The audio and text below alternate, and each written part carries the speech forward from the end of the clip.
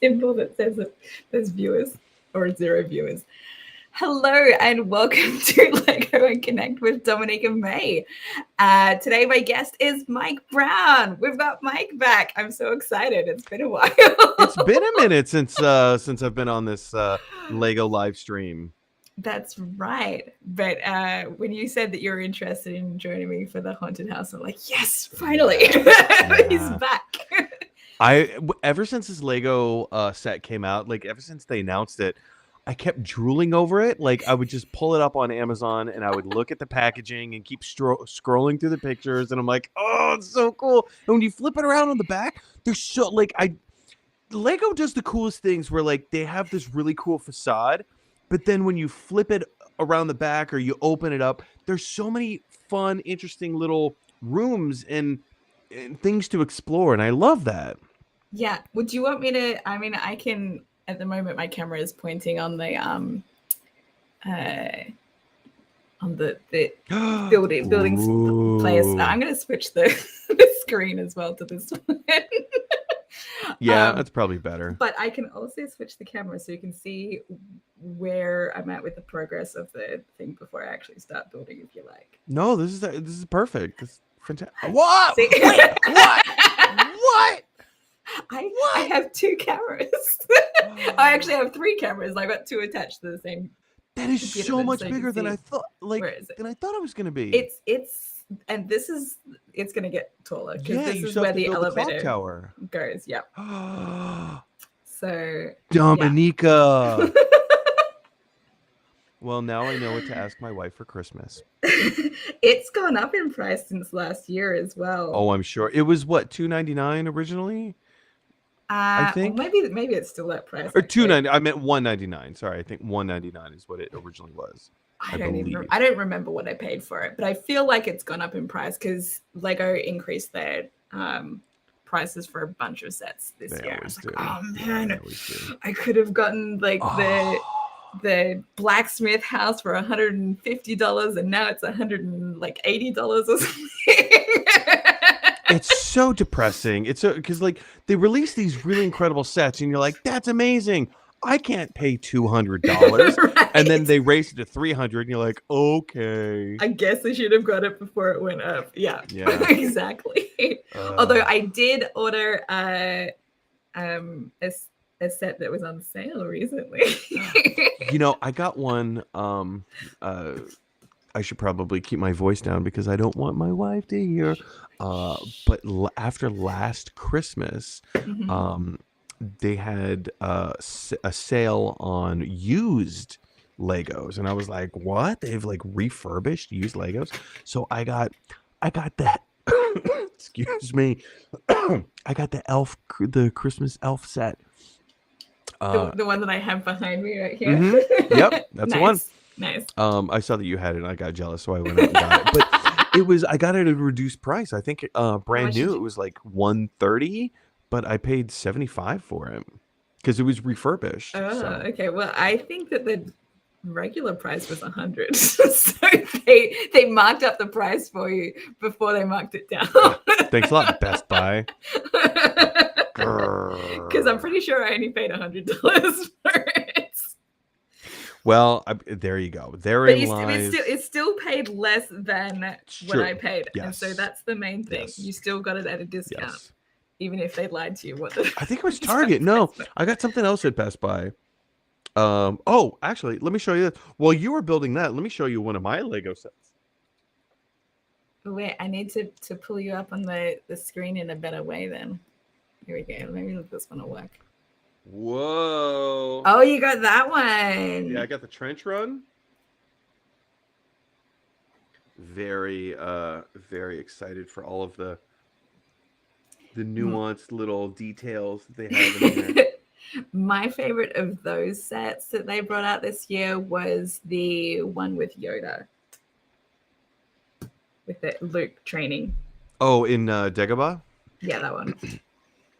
I love the diorama sets that they started making because it's, especially for my shelving, as you notice the shelving behind me, yes. They fit perfectly, except for, and I'm not going to bring it down, but my Jurassic Park set, maybe I can, it's the the moment the T-Rex breaks out of the Yes. Yeah, cage. I got that set for free with my VIP points, but I still have to build it. I haven't built it yet.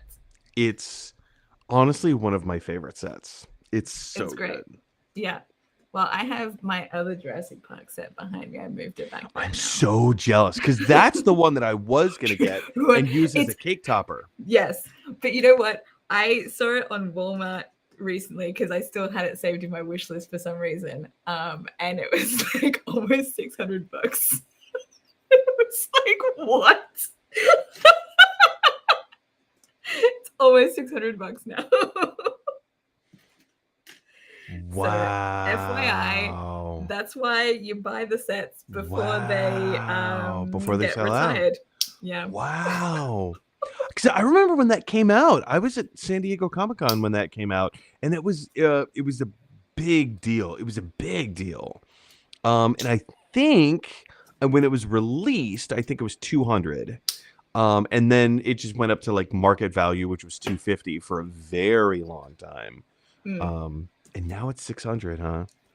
Something like that. It was 500 and something. It was close to 600. So Supply and demand. like basically 600. As I drink from my plus Jurassic taxes Park than mug. you. Yeah.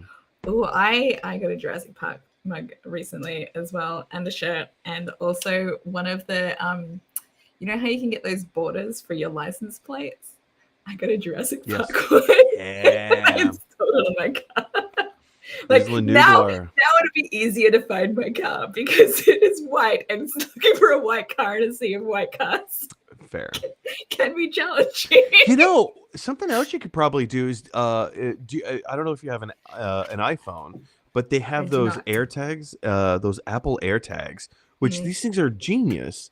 They are so accurate down to basically how many feet or how many inches you are away from that object. So if you take an Apple AirTag, register it, and connect it to your phone, put it on your cat, put it on your phone, put it on your watch, put it on your wallet, put it on your car keys.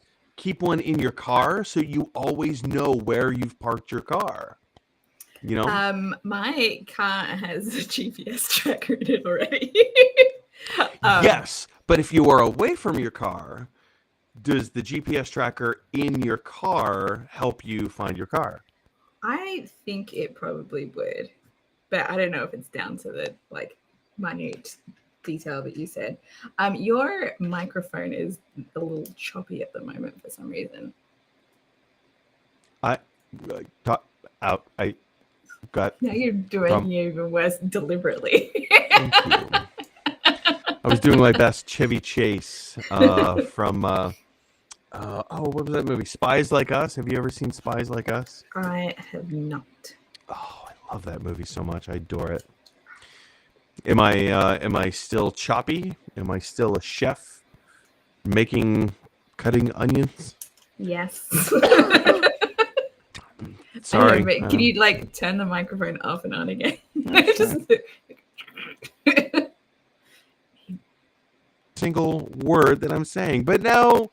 Has that helped anything? No. Let's try. Let's go into settings, shall we? Let's see if I change the resolution of my video down to standard. And now there's less data coming through my stream. No. Has this improved anything? Nope. Can you at least hear what I'm saying? Yeah, it's just like making a little like interference noise. I don't know. I can hear you. There's no viewers. If anyone joins us, they were like, fair. Totally fair. Let's go to audio. You know. How about if I turn off? But now I can't hear anything.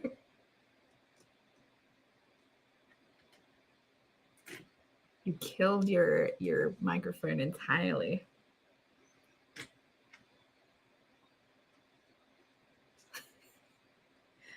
But like, I would rather hear choppiness than no voice at all.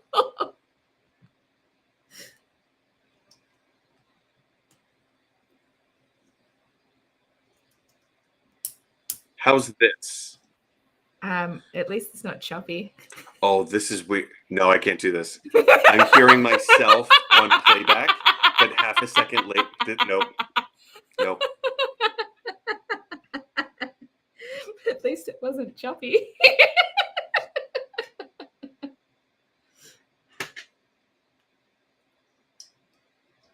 Can't hear anything, Mike. Nothing.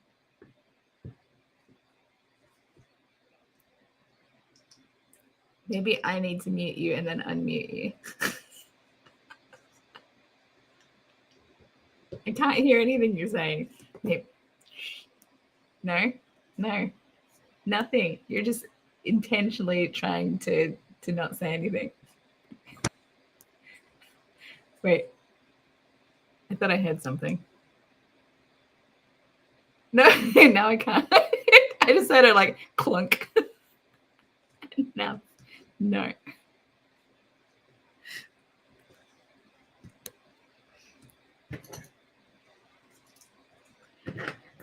It's frustrating because it started out perfectly fine and then it went all choppy.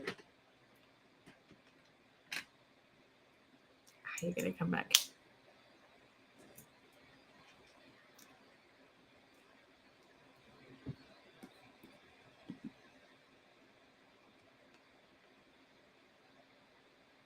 I still can't hear you.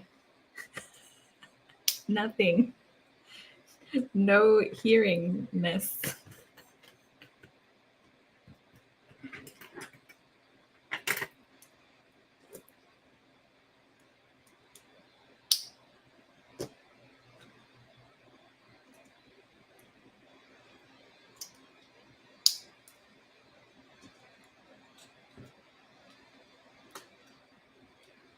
Do you want to just go back to choppiness? Because it's better than muteness.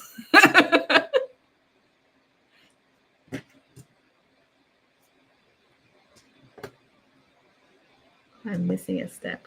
I missed this step.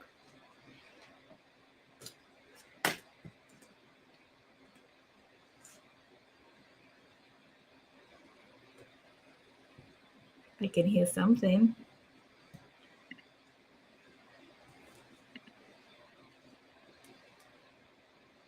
Some clicking. Clicking on your computer? I can hear clicking, but I can't hear you.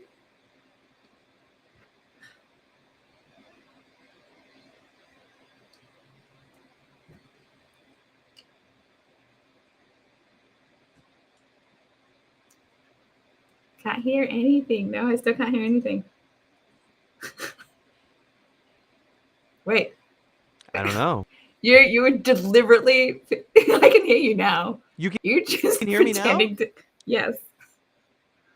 Back too. Oh, maybe it's. Oh. It's delayed. Oh no, I did this wrong again.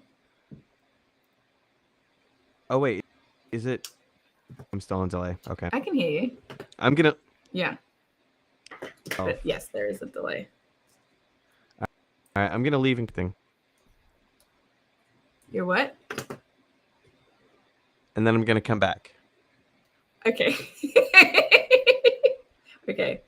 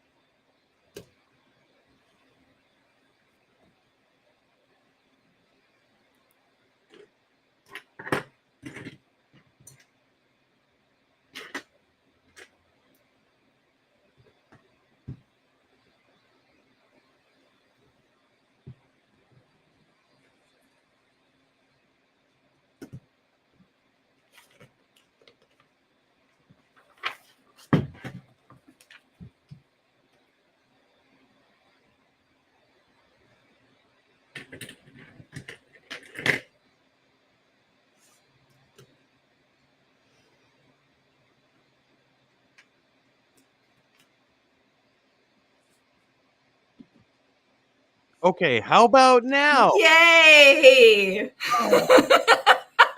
Goodness. What did you do? Did you have to restart your computer or something? I opened it up in Google Chrome as opposed to Safari. Stupid Safari. Gets you every time.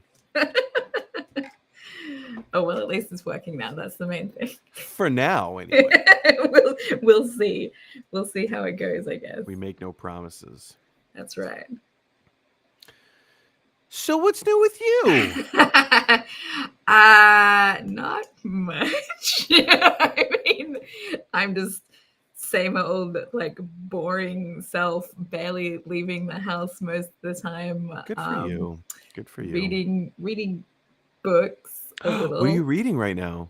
I just finished an anthology from had a bunch of pieces from different trans writers. Fantastic. What are the anthology stories about? They're mostly like personal. I mean, they were all personal pieces because it was like memoir type things, and some of it was poetry and stuff. But I read that for a book club that I joined. I got the book for free, so then I felt obligated. You're in a book club. That's exciting. I mean, I joined a couple of the book clubs at my workplace. Why did the window back to front and then I put something on top? Don't you hate it when that happens? Like, it's such a simple mistake to make, and it's so easy to overlook. Yep. But at least you didn't get like super deep into the project and realize that you put it in backwards. Oh no, I did. I missed a piece in my first stream building this. Oh man! And I didn't realize it until I got to the end of that set of that bag, and I was like, "Where's this piece go?" I had to take it all apart to put it in. That. Oh, I hate that so much. So yeah, that was a thing. So fortunately, this is not an issue for this particular one. All right, looks like I have to build some things for the borders or edges of the outside. Yeah, borders and edges. Borders and edges. Yeah. I can still build the bottom part on this screen. What about you, Mike? What have you been up to? I have been doing a lot of work on, I don't know if we talked about this. I made a few Facebook posts. I don't know if you saw them, but Facebook is terrible at showing me like anything I want to see at the moment. I hate it. Before I tell you about the stuff going on in my life, on YouTube, we got a comment from Pen Pusher. And that comment says, as they say in the world of Lego, the excitement is building. That's very true. That is very true, Pen Pusher.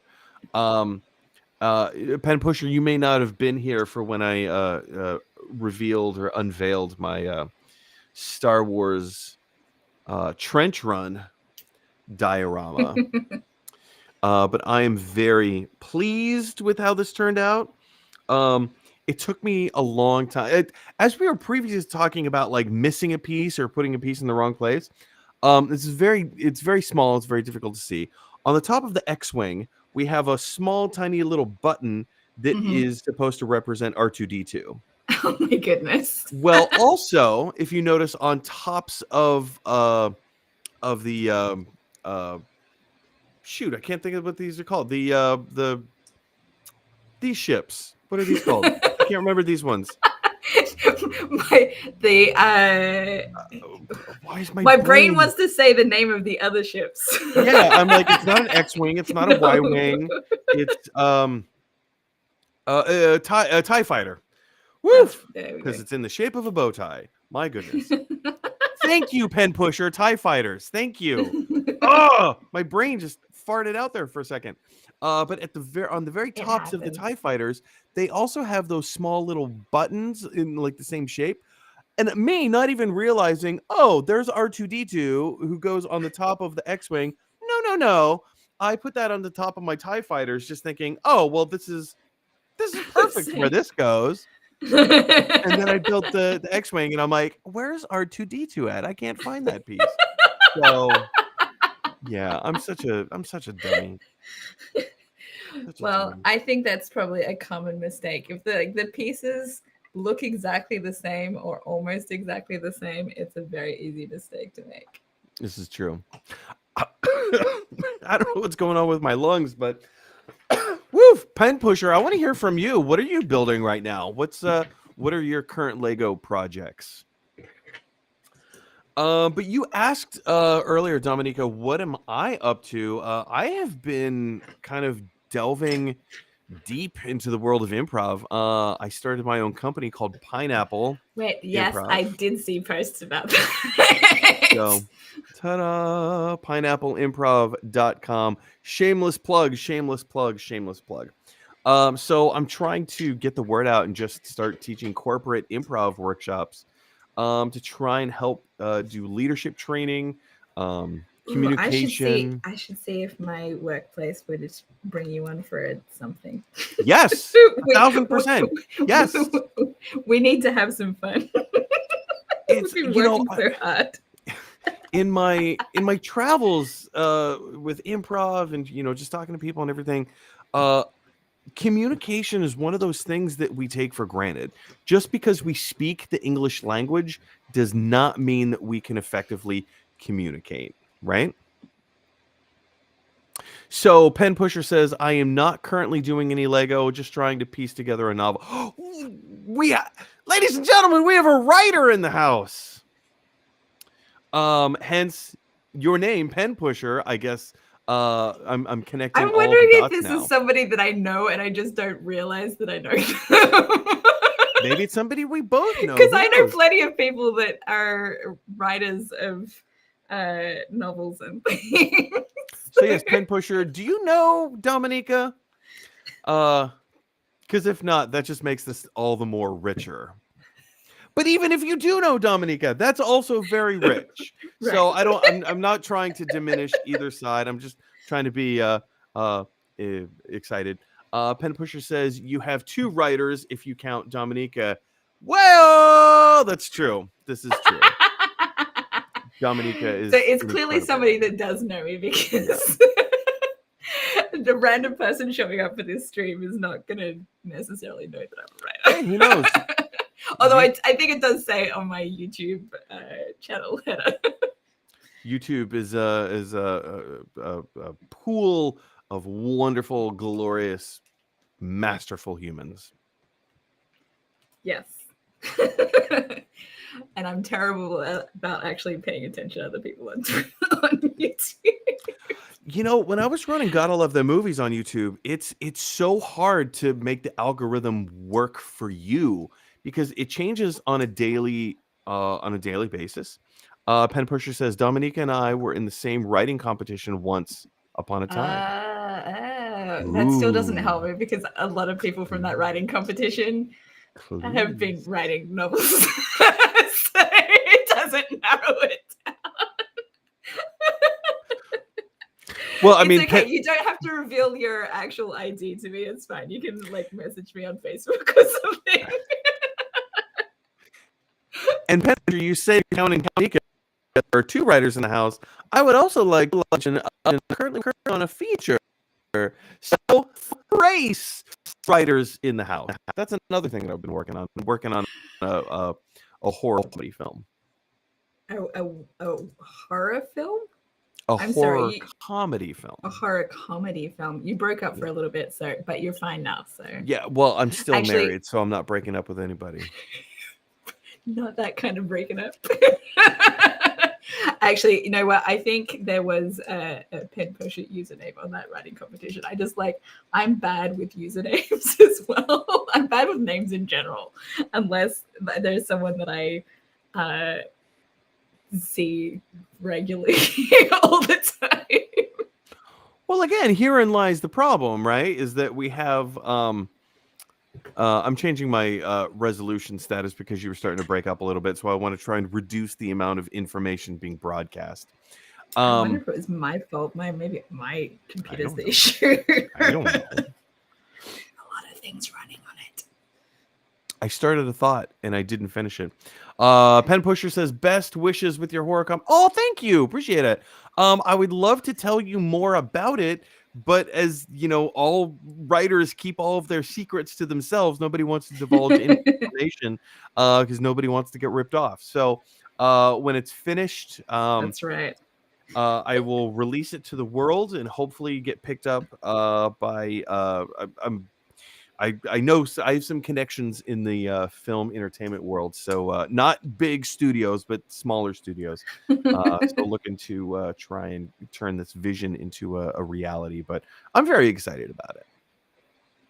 So thank you. I think you have what it takes because you're very talented and a lot of fun. Well, here's what I'm noticing is that talent is part of it. But the other part of it is finishing, right? That's true. Yeah. The ENFNP in me just wants to start 20 different projects simultaneously, and I never get to finish a single one. So it's, I once had a friend tell me, do you know what's easier than writing a children's book? What? Telling people that you're writing. Right. Yes, that's true. That's true. It's the actual finishing of the project. Because like everyone's creative in their own ways, and we all have incredible ideas. And like these ideas want to come to fruition, but you actually have to sit down and use your fingers to type on the keyboard to make it come to fruition. Yes. I am currently myself in the process of putting together a book, which I started collating together like 2 years ago, like much earlier on in the pandemic, which includes a lot of pieces that started out as entries to that writing competition that Pen Pusher mentioned. And I'm just like now starting to kind of get back to it and like editing the pieces that needed to be edited. So we'll see how I go. I'm actually making some progress, so it's all right. Pen Pusher says, I believe it was Jack Warner who said, writing is applying the seat of the pants to the seat of the chair. Yeah. Yep. You got to put those. No, I missed it. I missed a thing. I thought you were talking about the comment. Sorry, no. I missed a step in the Lego. See? This is what happens. We're so invested in a conversation. You have to pay attention.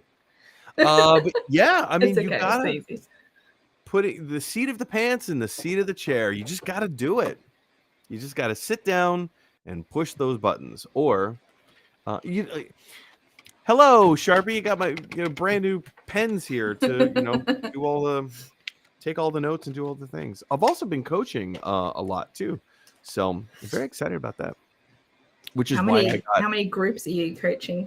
Just the one, but I do it every single Wednesday, which is why I had to do it later tonight.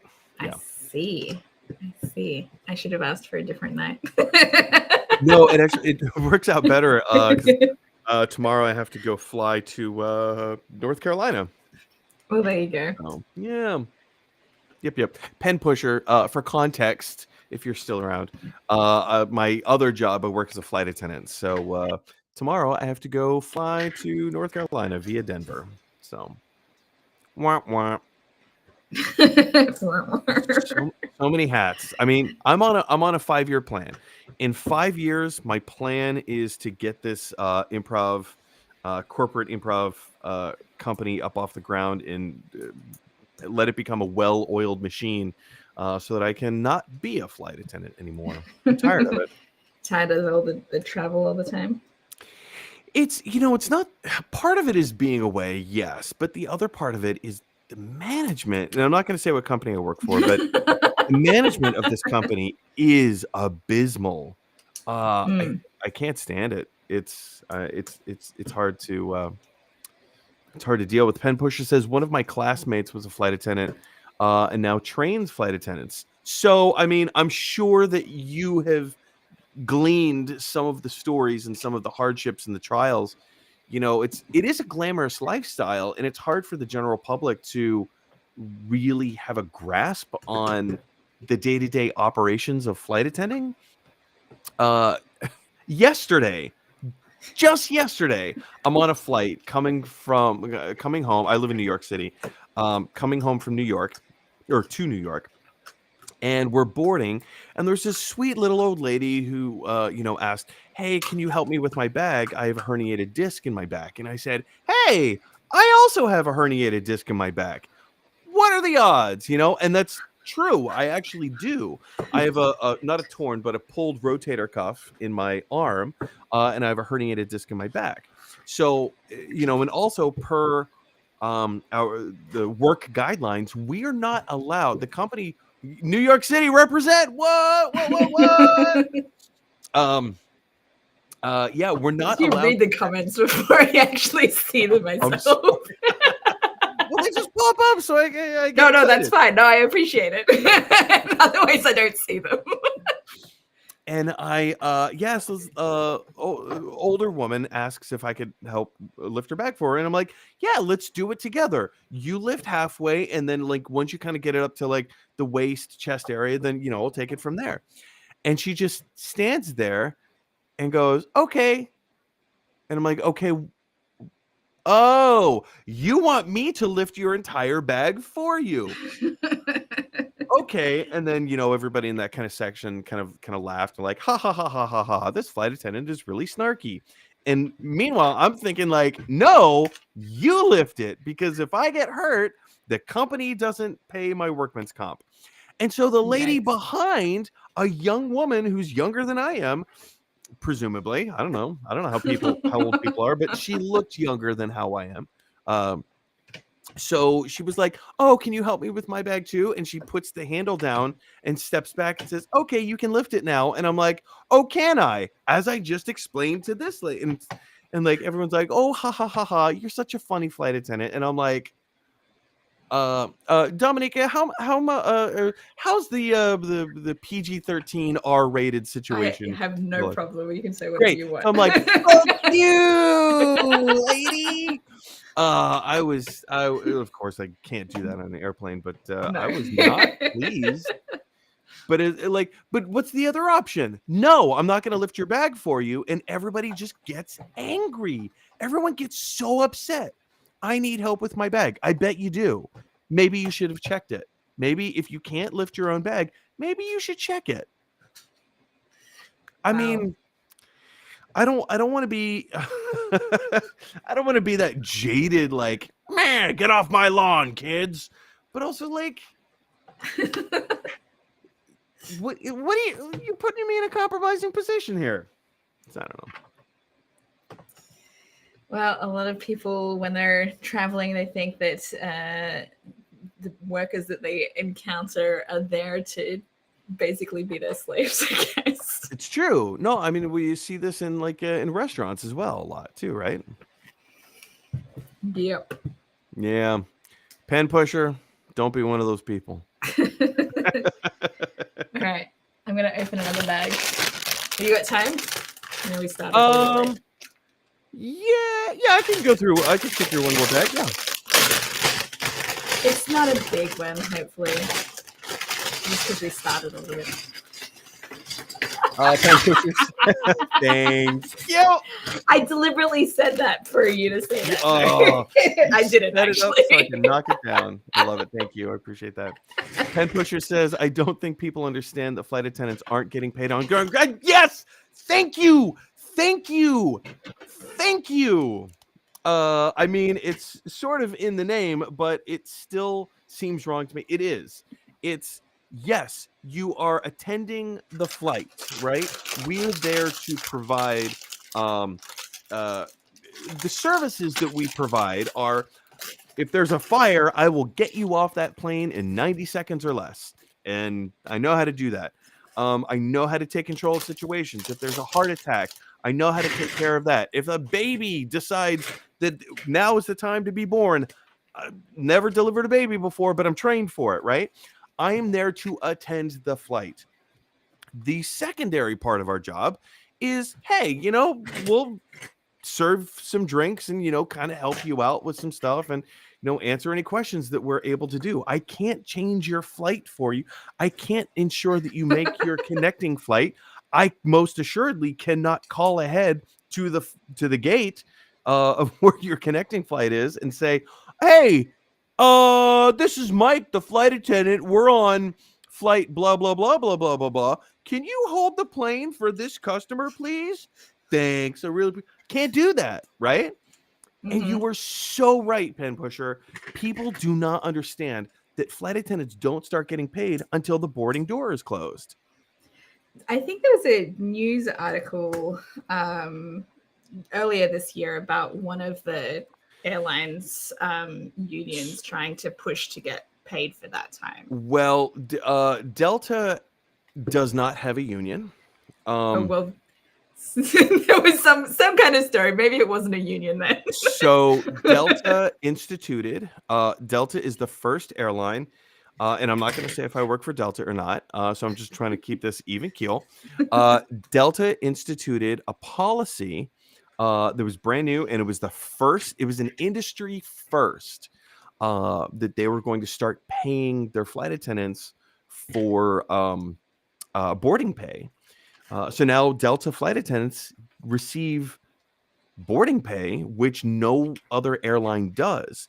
So it makes it problematic for other airlines that do have a union, because now those unions need to negotiate that in their contracts. And it all depends on when their contract negotiations are coming due, or if their contract is in full effect for that time period, right? So it's great because it sets a precedent.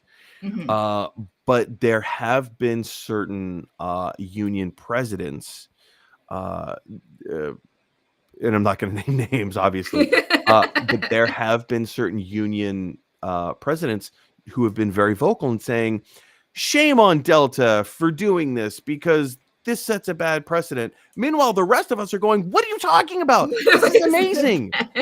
We want boarding pay. If for nothing else, if something happens during boarding and we get injured, if we receive boarding pay, even if it's $1 an hour, you're still being employed. And $1 an hour is it's not gonna happen. Yeah, no. I think the Delta flight attendants at Delta receive, I believe, $15 an hour while they're on the ground doing boarding pay. So basically, it's like because you only board the flight like 45 minutes before the flight, so it ends up being what, like $11, Yeah, something like that. You're like, woo, $11. Hello, thank you. But yeah, so but if for nothing else, having boarding pay covers you so that if you do get injured, you still get covered by workman's comp. And that's one of the most important things, because it's built into our policies and procedures that we're actually not allowed to lift passenger bags for them because of that very issue. So it becomes very problematic. I was not aware of that because I've seen plenty of flight attendants help out. Well, I mean, you do, because now you're faced with the general public, because they don't know that we're not allowed to do this. You're now faced with this, with the problem of, do I lift someone's bag not knowing how heavy it is, risking my own personal safety? Which is, like, when you put it in those terms, you're like, but you're just lifting a bag. Like, you lift I'm sure you lift heavier things in your daily life all the time. So, like, who cares if you lift someone's bag? That's not the issue. The issue is that sometimes it does happen. Sometimes you lift the wrong way. Sometimes you don't, you're just trying to be expeditious, and you lift someone's bag, and either it's heavier or lighter than you expect, and you end up hurting yourself. And it's just kind of like it's like a little ache and pain kind of a thing. But then over time, that ache or pain develops into something bigger or deeper. And it all stemmed from this one issue. And if you don't get that thing documented, good luck. Even though it happened on the job, you're still not on the clock yet. So you run the risk of either injuring yourself, or... and there's more to the injuring issue that I'll talk about in a minute, or pissing off the general public. Right. Yeah. How dare you not help me with my bags? I'm a person that is incapable of lifting my own bag and putting it into the overhead bin. How dare you not help me with this? I'm invoking my rights as blah, blah, blah, blah, blah, blah, blah. And then everyone else around rallies around this one person saying, you're a terrible flight attendant. You're even worse than a terrible flight attendant. You're a terrible person. How dare you treat this person that way? And so you get caught in between this thing of, the company's told me I'm not supposed to do this thing, but now I'm getting pigeonholed into doing this thing. Yeah. So it becomes very problematic. The other point that I wanted to bring up in terms of personal safety was that if I lift your bag and put it in the overhead bin, okay, fine. 999 times out of 1,000, I'm not going to hurt myself. So, but what does become problematic, and Pen Pusher, I'll get to your comment in just 1 second. The other thing is that you start hurting yourself a tiny bit after tiny bit after tiny bit. So one paper cut is not going to kill someone. 2 paper cuts is not going to kill someone. It's when you have 1,000 paper cuts, that's when it becomes dangerous and problematic, right? Just like microaggressions. That's it. Pen Pusher says, yes, a small injury can be aggravated as someone compensates for the hurt. A small injury can be aggravated as someone compensates for the hurt and might create additional injuries. Exactly. So it's problematic, and it's something that the general public just can't wrap their minds around. Well, you're a strong, strapping young man. Who said that? What label on my lapel gave you that impression? Because I'm just as injured, if not more, than most people. And I've been met with the whole thing of well, I'm sorry, I can't lift your bag because I have a herniated disc. Well, why are you working? How come you're at work right now? What makes you think that you can do your job if you have a herniated disc? That's whole ableism at work. Yeah. How about go fuck yourself and fly another airline? How about that?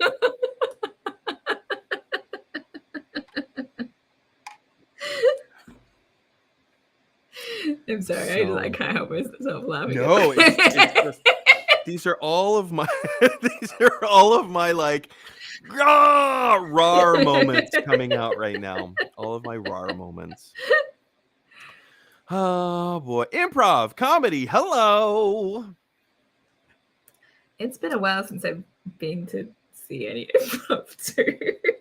I'm really bad about getting out of the house. I occasionally go and see non-improv events, but it's been a while since I've seen an improv show. What you mean, just shows that aren't improv?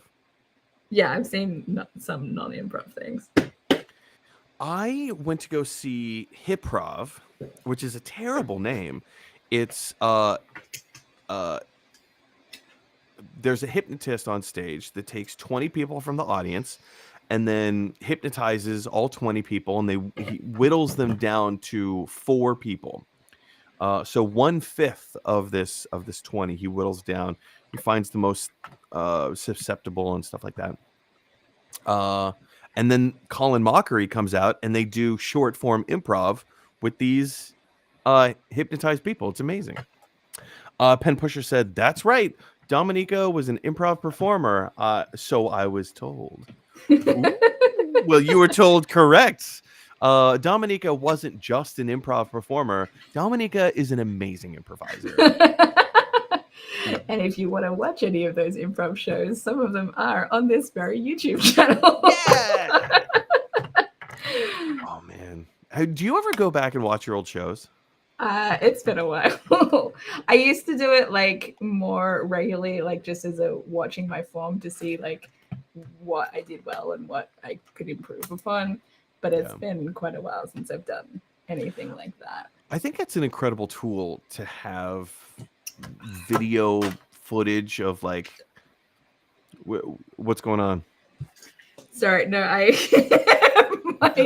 was still going down. My wire was like, I flung it by mistake. I was like, oh shoot! But also, I'm trying to put the roof piece on, and I'm just gonna flip the camera so that you can see why I'm like having some difficulty with. For a moment, I thought that you let the wire sit in between the sets, so somehow you would build the Legos around your headset wire, and there was no way to get it out. Man, these Lego sets are just the coolest. Yeah, they're just complicated to like attach all the pieces that you're supposed to attach.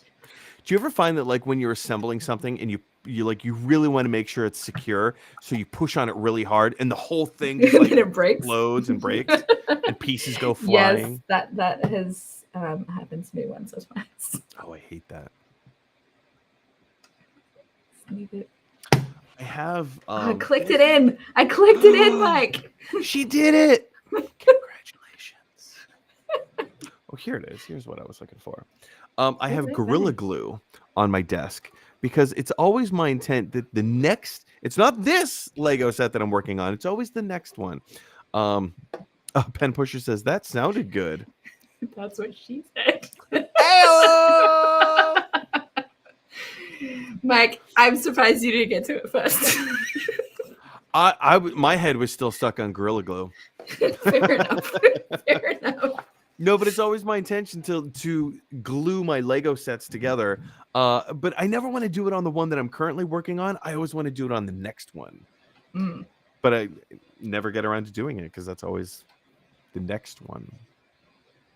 But yeah, like Pen Pusher, that's a good point. Of that sounded good. Of like whenever it clicks in just right, and you're like, oh, finally got it. It's such a satisfying feeling. I had no idea that click sound actually came through on the microphone. I didn't realize it was that loud. That's why it sounded good.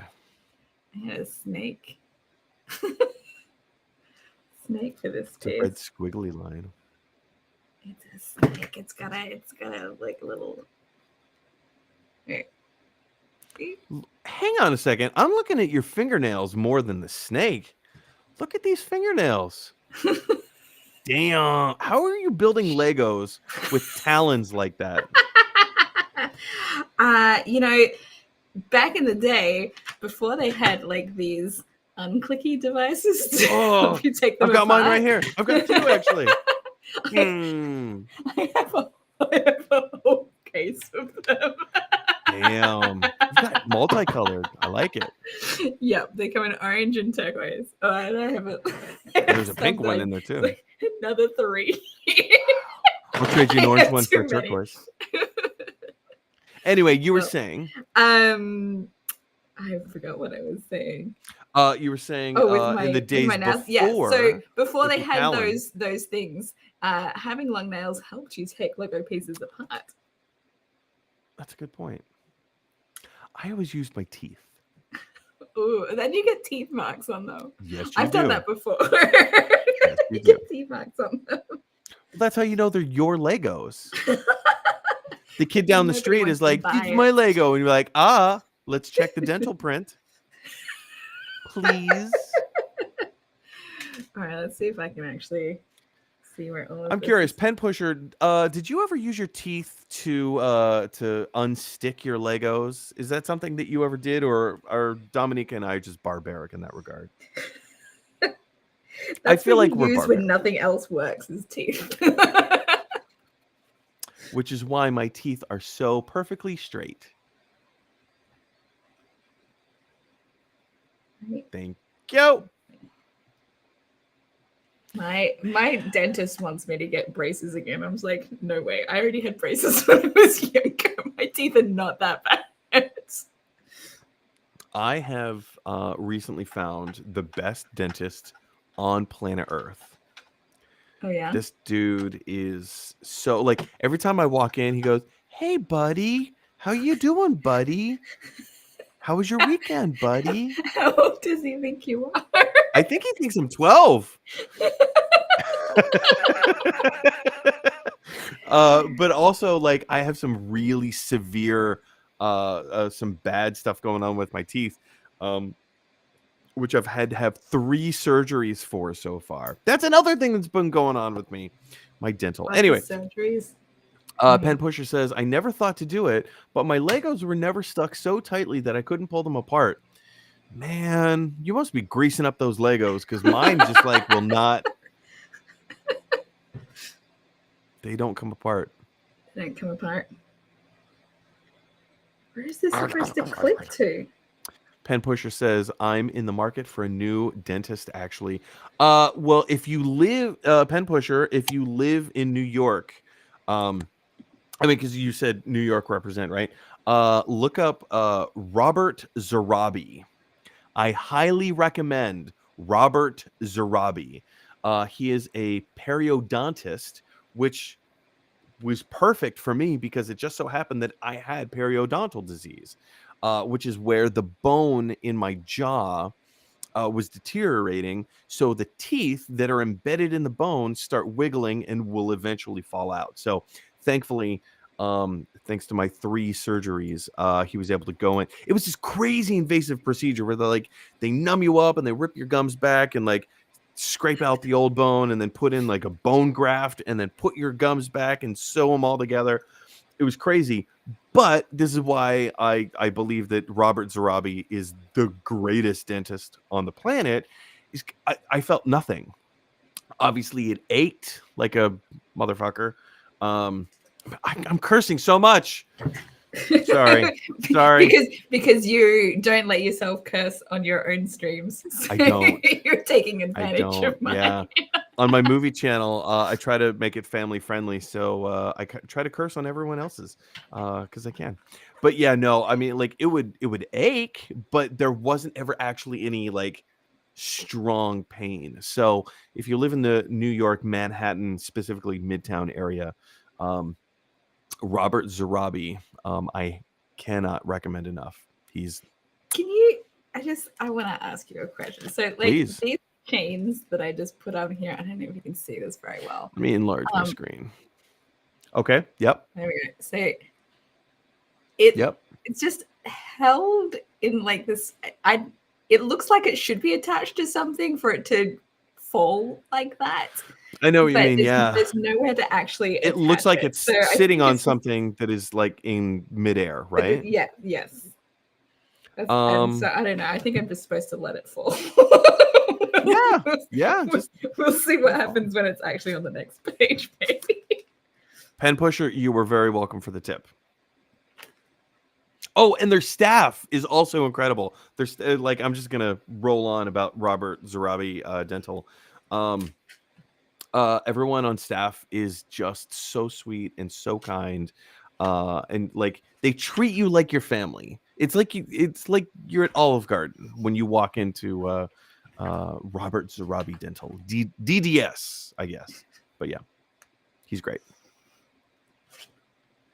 This is not a paid promotion.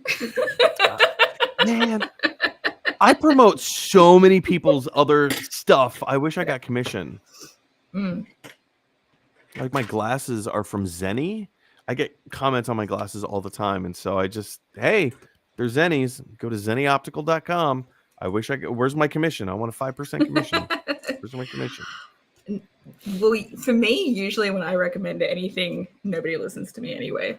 So when anytime someone does go and tell me, oh, hey, I did this thing that you recommended, I was like, oh, awesome. Thank God. It's so good to know that somebody was actually paying attention to me. It feels so good, right? It does. Hey, does anybody want to check out my blog? It's called Star Wars Fanboy Writes More Star Wars Fanboy Writes Stuff.org. No. It's Star Wars. I don't know if I said that. Star Wars. But like, I want Darth Vader to be the good guy and Luke is the villain. Oh no. That's a thing. Look, I mean, I'm sure there are fans that say that. I don't pay attention to like fandom at all and people's reactions, unless it just happens across my feed and like somebody else has curated the fan outrage. It comes across my feed somewhere. Like that's the only way that I see that sort of thing. Fair. I mean, I love fandom. Fandom is amazing. Fandom really is like an incredible thing that has come out of like a shared love of like just stuff. But fandom sucks so bad. People are so terrible to each other. Yep. I'm of the attitude where, if you don't like something, doesn't mean you have to make fun of everyone else who does like it. You don't have to rag on it. Just like move along. Well, there's this idea that like I love Star Wars at a 10, so everybody needs to love Star Wars at a 10, and if you don't, you're doing it wrong. I can love Star Wars at a 3, and that's just fine. Mm-hmm. I am not a big Star Wars person, but I do have some cool Star Wars Lego sets. Which I need to at some point build on this stream, because one of the reasons that I got some over the last year was because one of my friends in Malaysia / viewers of the early streams was like, hey, you should build some Star Wars Lego. I'm like, I don't have any current like new Star Wars Lego, my old ones. So I bought a couple for that reason, and then I just that would actually be really cool, like retro Star Wars or retro Lego builds. Yes, I could rebuild some of my old ones. Some of them are still partly built. Fair. Pen Pusher says shared love is great because it's uplifting and encourages everyone to keep it going. It's when it gets personal that it can become toxic. No Britney reference implied. Hey, I see what you did there. It was not implied. Which is a great callback to your snake, right? Mm. Wasn't that the music video that she had a snake wrapped around her neck? I think she was in a room full of snakes or something. Maybe. Because you know that you're toxic. There's a great Linkin Park mashup with it's Linkin Park and Britney Spears toxic mashup that is like, what? It's so cool. Look it up. It's great. But yeah, no, Pen Pusher, you're exactly right. Shared love is great because like we all get to be part of this thing, I don't know if you've ever like been outside of the United States, but like Dominica, I know you have. Plenty of times. And like whenever you meet up with someone from your home country in a different country, you're like, hey, we're both Americans, or hey, we're both Australian, or hey, like wherever you're from, right? And there's this shared connection, and I feel that's the same way with fandom. This being my preferred fandom right there, Jurassic Park, the only film called Jurassic Park. People are like, what's your favorite movie? Jurassic Park. Which one? the one that's actually called Jurassic Park. Yeah.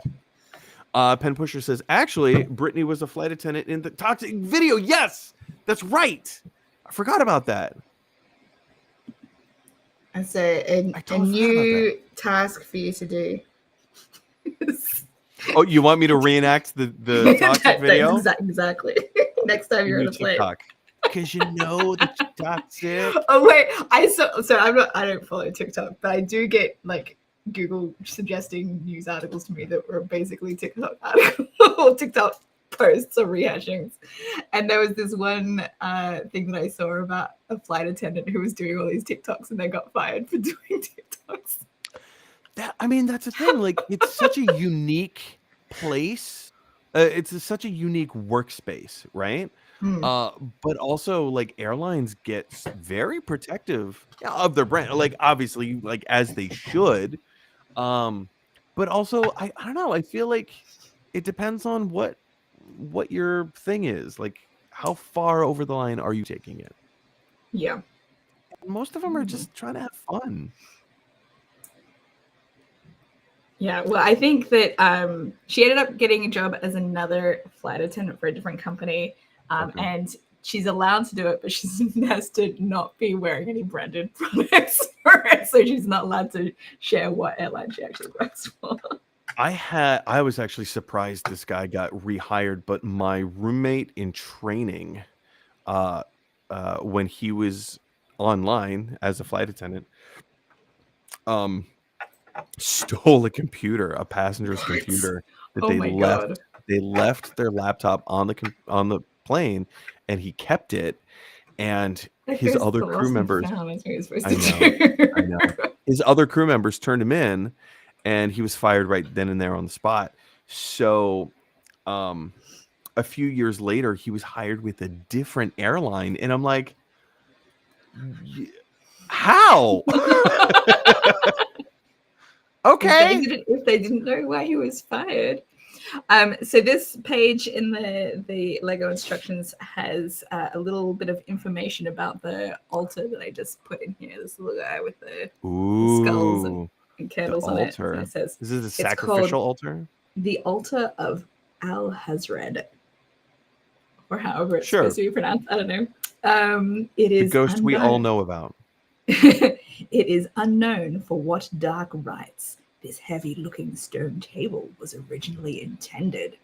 The Baron used it for light reading on rainy days. Well, I guess it is Lego. I mean, they can't go full macabre. You know, I missed that there were all these kinds of like things along the way as I was building them. But now there's another thing that I'm building that is called the Forbidden Skeleton. Ooh. And this is now we're going to see why these chains were just hanging in the air, because I do actually have to attach something to them.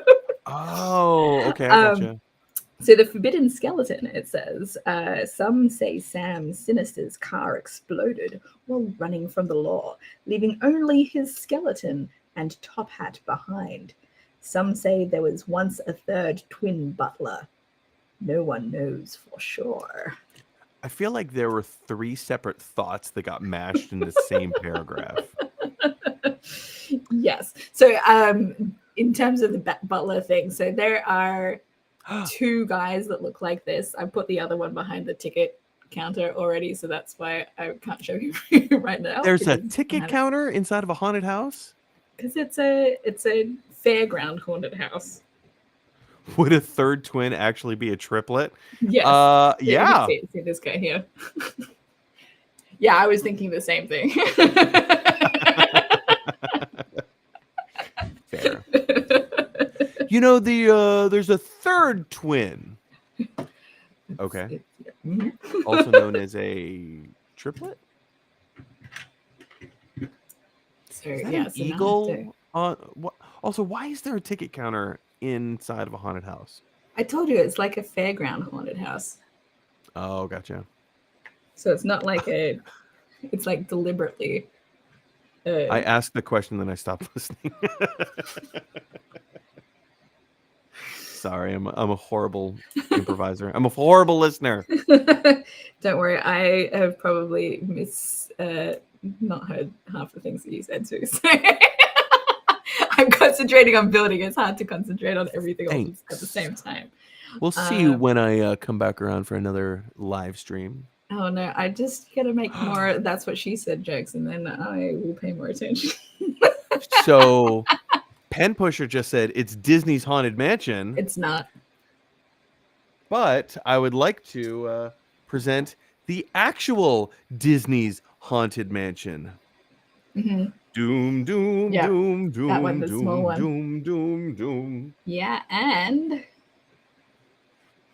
yeah, this one's not, because it would be set up differently if it was Disney's one. Ooh, Pen Pusher says, yeah, and ... So I hope there's more to this. Don't leave me on a cliffhanger. Pen Pusher's improvising, but forgot to add the S? Kevin's next. Yes, and Venice. My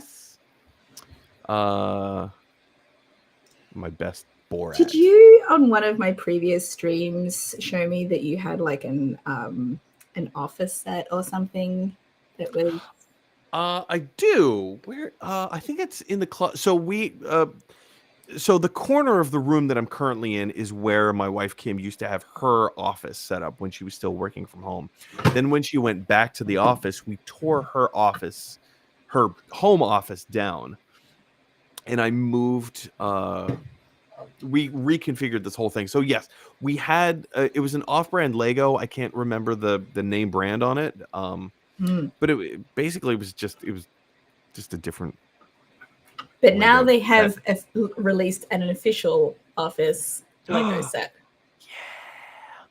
Well, they've been doing a lot of that. Where like there's the Friends, the Friends house, apartments, and also the Friends coffee shop. Yes. The Friends coffee shop is retiring this year, so I did actually just order it. Congrats. And then the Seinfeld set is also retiring this year, so I ordered that one, and I have that one. Does the Seinfeld set is it one unit, or because I've seen a different? This might not be Lego, but there's like 5 different pieces that you build those individual pieces and then put them all together to create the entire Jerry's apartment. Or is that Lego? I don't remember. No, hang on. Just give me a second.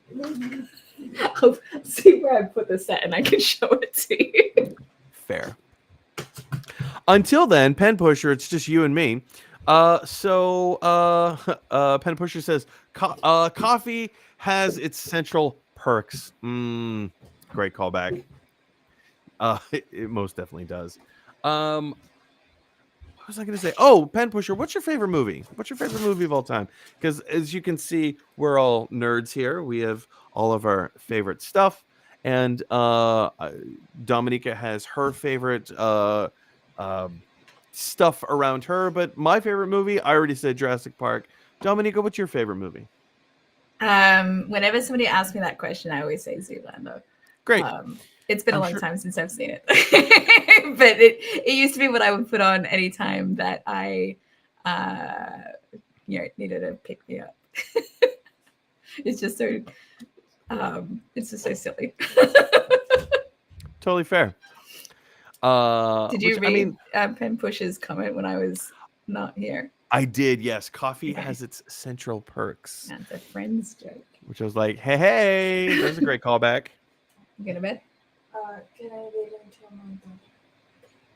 Sorry, my kid is popping in. All right, let's see. Here's the Seinfeld set. Oh, man. So that is not... Excuse me, what I was thinking of. I'm a little Mr. Yanni over here. That is beautiful. That is absolutely beautiful. Okay. And I think one of the I love these sets. The problem with my setup here is that I have nowhere to display anything like that because they're long. That's what she said. I'm just waiting to like doing it intentionally. Yes. Yeah. Well, this is why I'm glad that I don't have any tenants in my house anymore, so that I can actually. I've ordered some new furniture to put in one of the rooms that I was reorganizing, and I moved all of the white furniture into the room that had the white bed in it. So I've got like 2 spare rooms, and that's where all my Lego is going to go. It's like on shelves in my spare bedrooms. Totally fair. I love this response from Pen Pusher. It's a difficult question. I'm actually thinking of writing a list of the 400 best New York movies and or TV shows and or New York characters in honor of the 400th anniversary of New York City. Is New York really 400 years old? Man, maybe I'm on the road too much, but I had no idea New York was 400 years old. That's crazy. That's amazing. What a cool task to undertake. Especially like as a writer, as you are. Mm-hmm.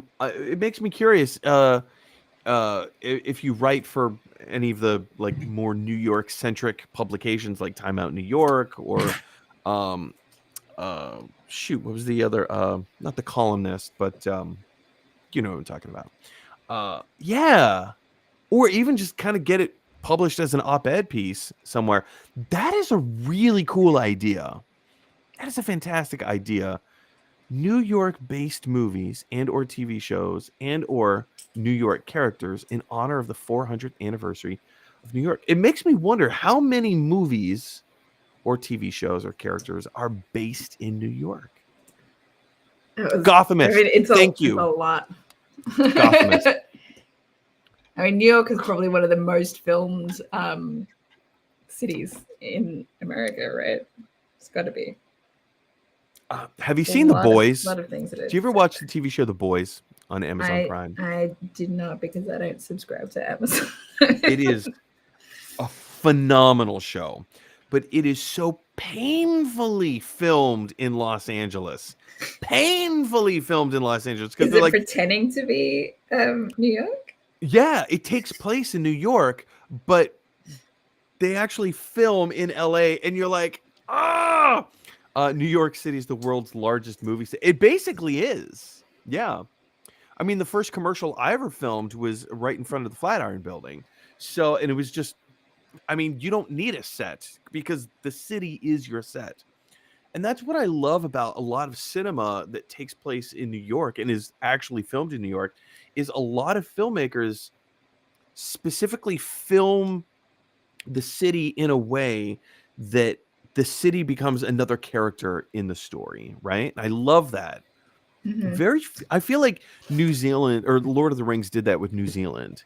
But there's not a lot of Parisian movies maybe, but not a lot of cities get to be a character in their own film like New York does.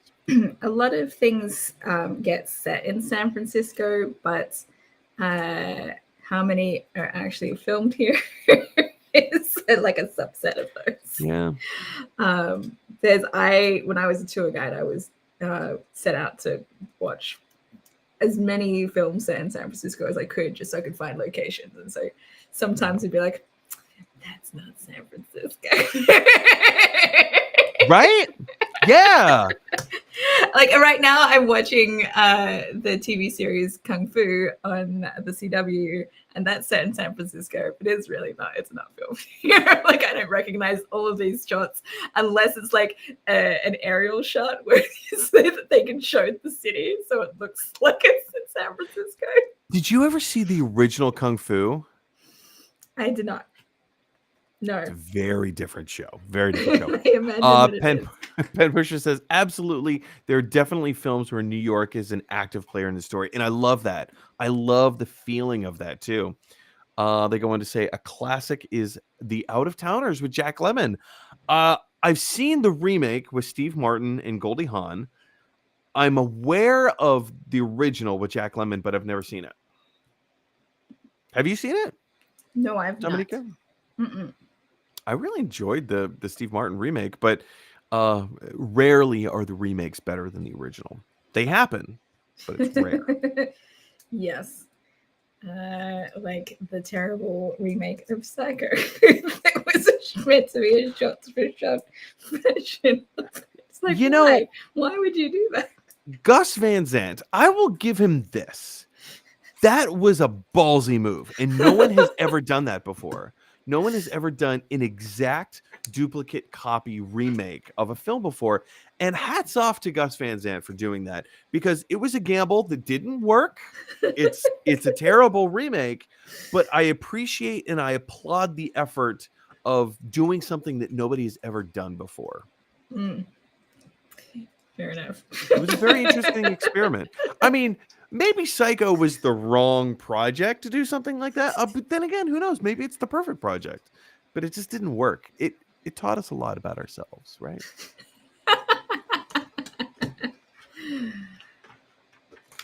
All right. I am hopefully getting close. So what's this piece that you're working on now? It's clearly a part of the roof, but I'm not sure. I think maybe it's for the the front part of the. Well, you say clearly it's a part of the roof. That might be clear to you, but to the rest of It's us, got the black pieces that's for the roof. nice.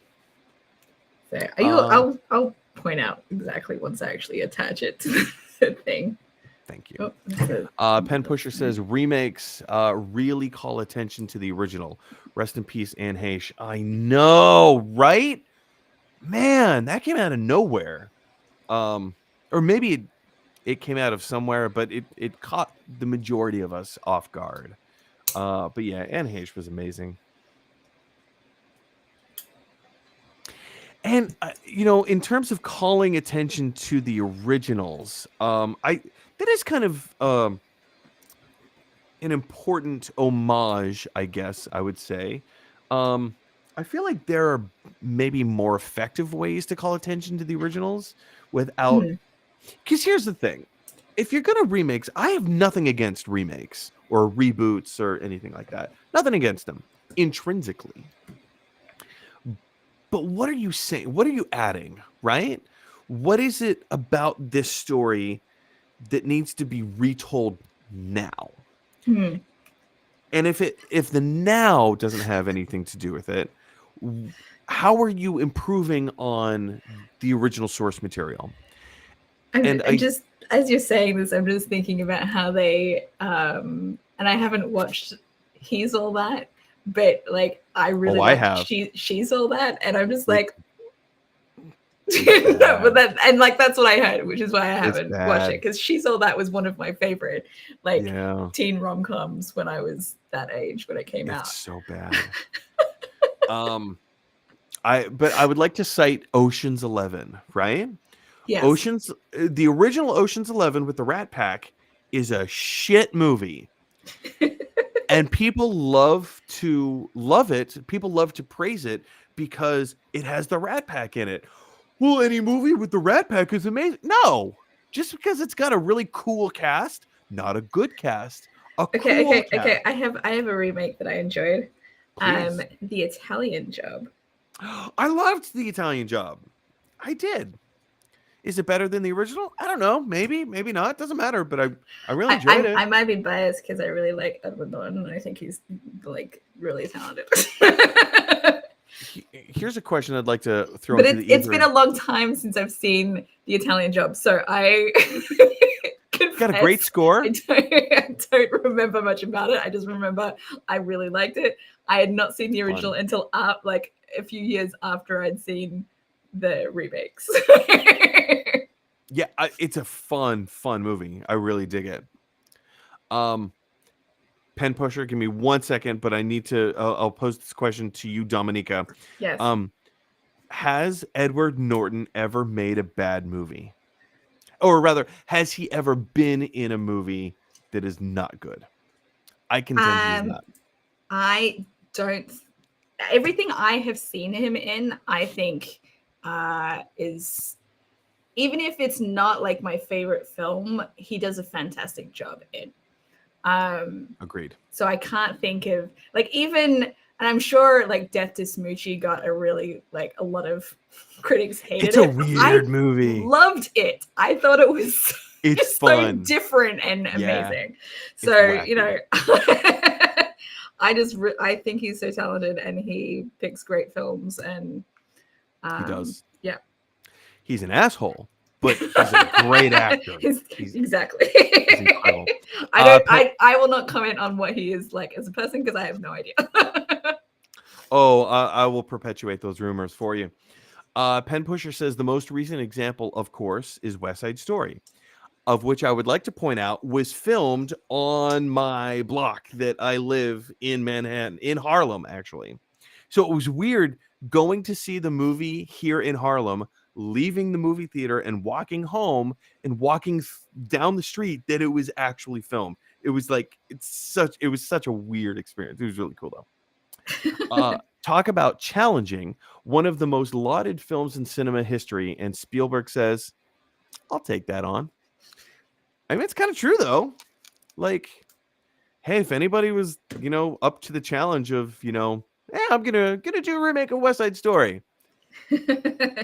Hang on, what now? It's gonna be No, that's fair. I just watched Spielberg's first feature film the other day, and it's Spielberg, so of course it was good, but like, holy shit, this is amazing. Duel? Have you ever heard of the movie Duel? And if you have you seen it? No, and no. It's about this guy. It's the kind of movie that can only take place in that time period. Yes, Duel. You nailed it, pen pusher. Good on you. You are correct. Have you seen Duel? Because I just saw this the other day and I was like, wow, this is such a good movie. Is it on streaming available to watch, or how did you watch it? Yeah, I think I rented it on Apple TV. Pen Pusher wrote a review of it for IMDb. What? What? Oh man, I really want to look this up now.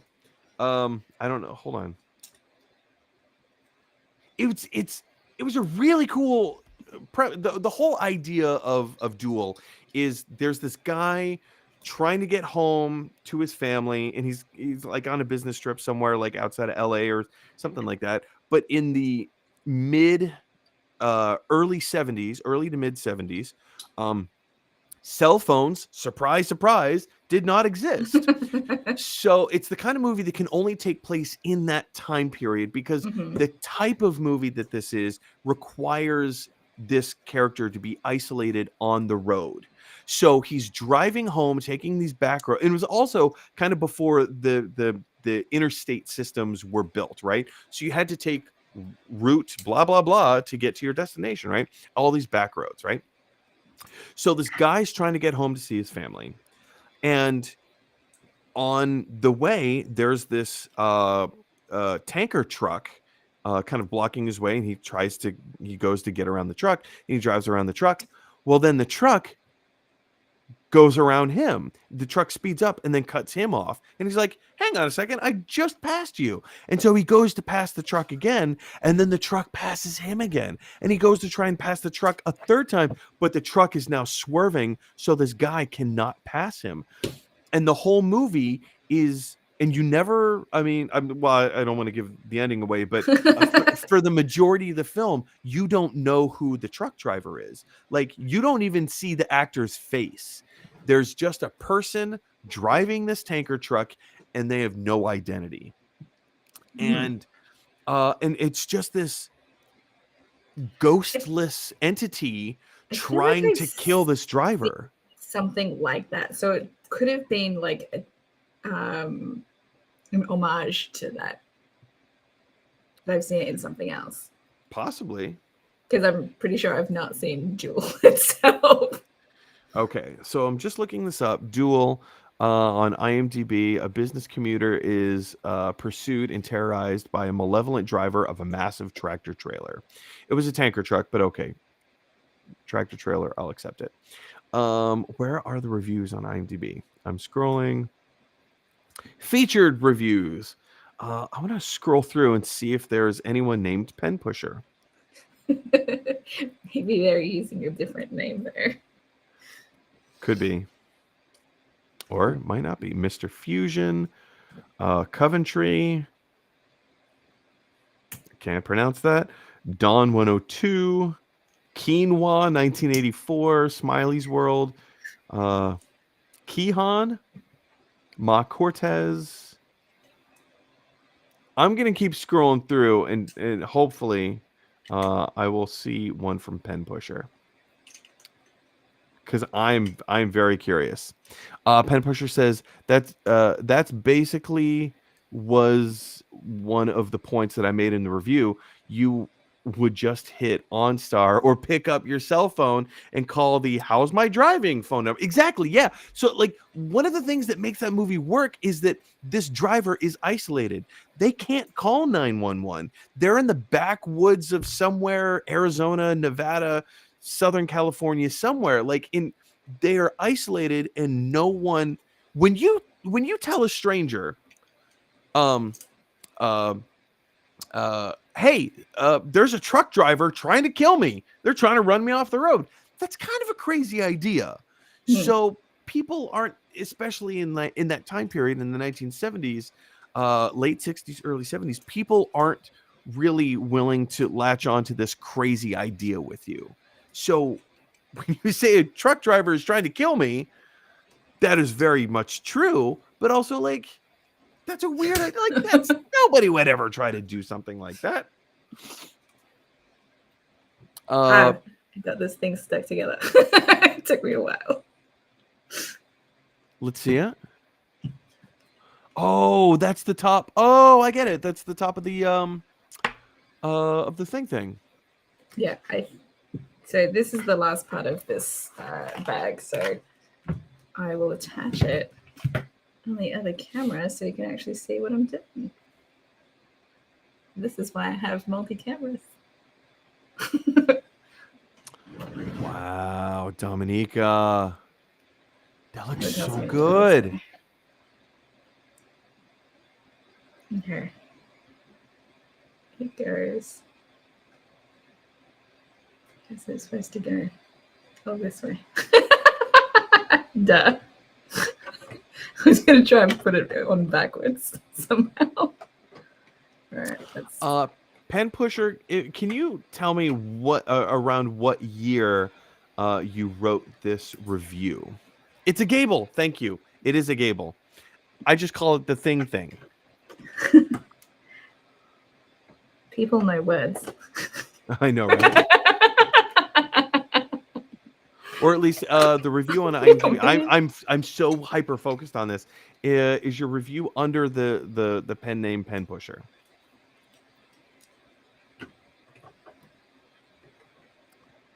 There's Dapper Dustin.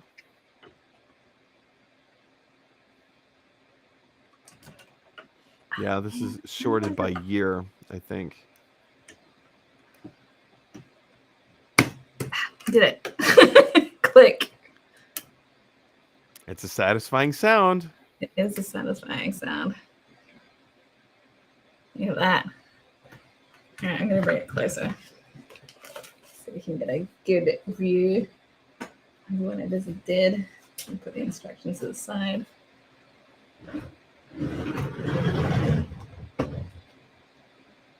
Oh, good. Pen Pusher is going to link the review. I'm very interested in this. The box office of the movie Duel. The budget of the movie Duel was $450,000. That's not a lot of money. No. But also it was 1971, so. What is it like for adjusted for inflation? Let's see. I don't think it says. You have to use an inflation calculator. Opening weekend. International. Oh, man. $2,500. Opening weekend worldwide. Granted, it was 1971, but also $2,000 it made opening weekend worldwide. So I'm just going to show you. This is the skeleton. See the chains that I said that were floating and hanging upside down. That's why. Well, that makes so much more sense now. So yeah, not bad. That is such a beautiful piece of artwork. Oh, I love that. Oh, I love that so much. And I still have, so I'm up to 13 of 18. That's only 13 of 18? Yeah. Wow. Well, I mean, I did say, like, it's a big tower that it goes up to. That's true. That is true. You know, I also, I decided to, when the Lego had the double VIP points recently, I ordered the pieces that I needed to make the elevator work electronically. I love that Lego has started incorporating some of the more electronic, like the lighting systems. Great. Yeah. Great job on the build, Dominica. Thank you. It's so good. Can we, are you able to spin it or turn it so we can kind of see it from 360? You want to see all the, turn it around because it opens up. You'll see the back side. This is where it's going to be doing. Wait, say that again. Things. Say that again. You want to see the back side? Yeah, no, I realized that you why you asked me to repeat it. I mean, I've never been accused of being sly. What are those wheels on the back? This is for the moving of the elevator inside for the okay. the tower. So yeah. So I guess that I will attach the electronic parts. That's phenomenal. Oh, I love that so much. So yeah. I'm just spin around, so we've got the chimney on the side here. It's a great looking chimney. Yep. Lots of detail. Man. I recently bought a light to hang up here, so I actually have light so you can actually see better what I'm building. Proper lighting. I like it. I've got I dig better it. lighting now. Hey, one thing at a time, right? Yeah.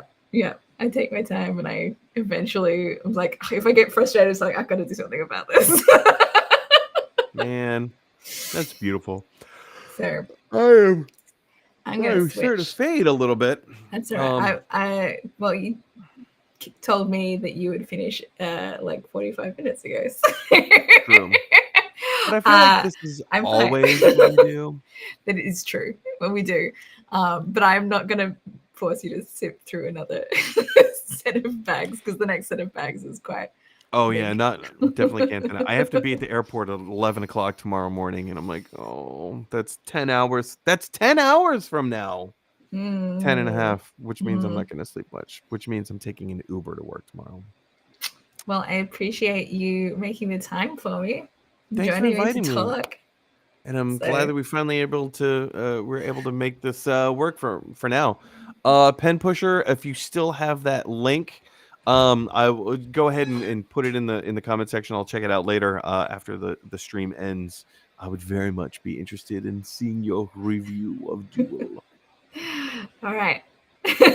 My kid's also saying, I want to go to bed now. So I should probably finish up. Yeah. Okay. Dominica, thanks for having me. Appreciate it.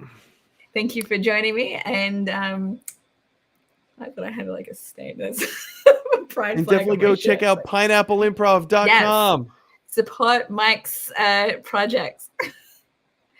Just and support Dominica's projects. Yeah. Subscribe to my channel and hit the notification button. Huh. Pen Pusher did link the review, but it didn't go through. Yeah, I think that YouTube, the chat doesn't allow links because it prevents spam or something. But if you want to send me a message, Pen Pusher, I can pass the link on to Mike. That'll work. Yes, please. Yes, please. Or you can go to Pineapple Improv. Yes, and you can send it to Mike that way. And send what am I holding on to? Send me a message through pineappleimprov.com. Yeah. Woo! Do that. All right. Good night. Thanks for watching. And if you watch later on, thank you so much for tuning in. Bye. Dean NYC is my handle. There you go. Now you know. I'll look it up. All right. Bye.